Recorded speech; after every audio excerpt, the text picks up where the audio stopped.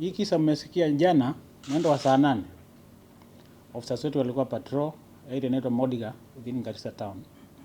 Na katika ile harakati wakiwa patrol, kijana mmoja mwenye anaitwa Aden Mohamed Hassan ako na miaka 24 aliweza kupigwa risasi na akaaga hapo hapo.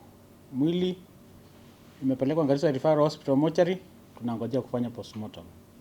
Na vile mnavyojua, wakati mwananchi yote akipigwa risasi na polisi, uchunguzi inachukuliwa na IPOA na wako on the ground, tunawapea support ile wanahitaji na uchunguzi inaendelea.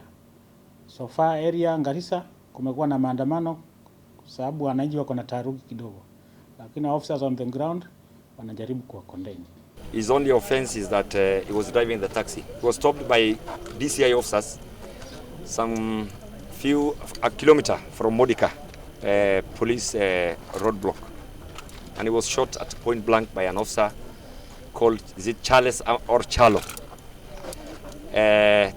This morning at around 2:00 a.m. This is the third incident. Chalo has been transferred from Balambala, where he has also killed another young man. He is a rogue police officer. We came and sat down with the police command. It seems there is an element of cover-up.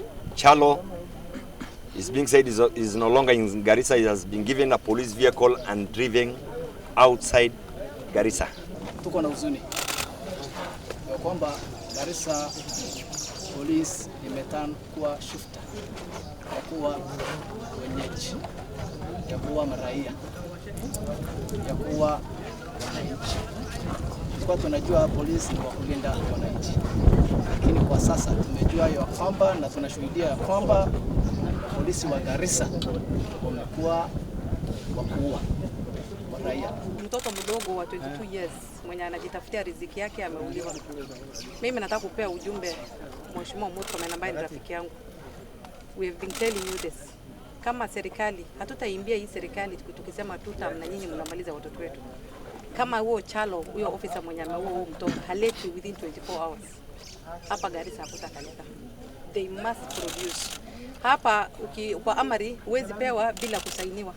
Tunajua who issued that gun yenye imetumika kuua huyo mtoto.